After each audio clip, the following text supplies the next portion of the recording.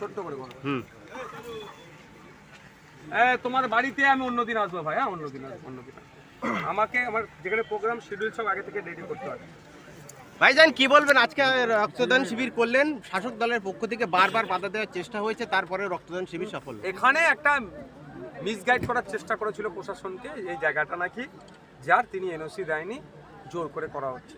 কিন্তু এই জায়গাটা হচ্ছে আমাদের আবু মুতালেব ভাইয়ের, ওই তো আমাদের মুতালেব ভাই আমাদের হচ্ছে আমাদের এই এখানকার অঞ্চলের ইনি সভাপতির দায়িত্বে আছেন, তার জায়গাতে করছি মিসলিড করছে। তৃণমূল কংগ্রেস আমাদের সাথে কোনোভাবেই পেরে উঠতে পারছে না, যতটা পারছি চেষ্টা করছে আটকাবার। তবে এই ধরনের আটকে আমাদের যে লড়াই, সেই লড়াইটা আটকাতে পারবে। রক্তদান শিবির মহান কাজ, সেই মহান কাজে বাধা একমাত্র কি আইএসএফের ঝান্ডা লাগিয়ে করা হচ্ছে সেই জন্য? প্রতি বছরে প্রতিদিন ভারতবর্ষ পশ্চিমবাংলায় 1800 থেকে 2000 ইউনিট রক্তের প্রয়োজন হয়।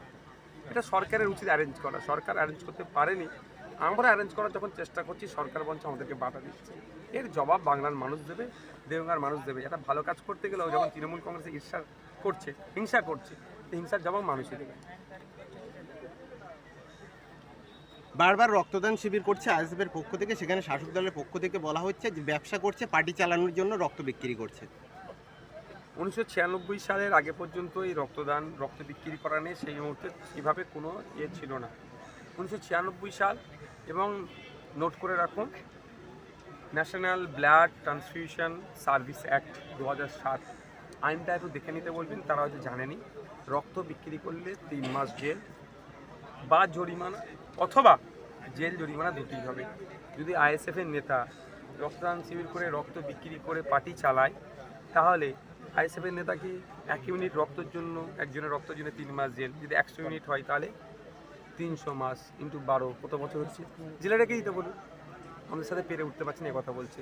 পার্টি চালানোর জন্য আমাদের ভাইরা যথেষ্ট আছে, মেহনতের মাথার ঘাম পায়ে ফেলে ইনকাম করে আমরা পার্টি চালাই।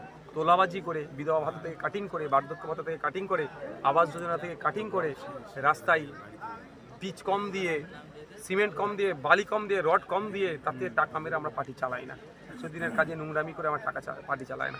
আমাদের পার্টি আমাদের হৃদয়ে আছে, আমাদের মেহনতের টাকাতে আমরা পার্টি চালাচ্ছি, কেউ না আগুন তুলতে পারে আমাদের পার্টি থেকে। এসআইআর নিয়ে আজকের তাদের নামের লিস্ট বার হয়েছে, সকলে কি বলবেন, কি বার্তা? খসড়া লিস্ট পাবলিশ হচ্ছে, দেখা যাক কী আছে না আছে।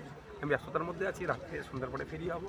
তবে চিন্তিত হওয়ার কোনো কারণ নেই। আমি অনুরোধ করব, আর্টিকেল 326 আমাদের দেশের সংবিধান আমাদেরকে অধিকার দিয়েছে ভোটদানের স্বাধীনতা। 18 বছরের ঊর্ধ্বে ভারতীয়রাই ভোটদানের স্বাধীনতা পাবে। সুতরাং আমার ভোটদানের স্বাধীনতা কেউ যদি কেড়ে নেয়, সেই সিআই হোক আর যেই হোক, তার বিরুদ্ধে আইনত লড়াই হবে। একেবারে 26শে বিধানসভা ভোটের আগে আমরা দেখছি একেবারে অন্য দলের নেতা তিনি আজকের এই মঞ্চে দেখা গেল, তাহলে কি আইএসএফে যোগ দিচ্ছে? অনেক বড় বড় জিনিস আরও দেখতে পাবেন।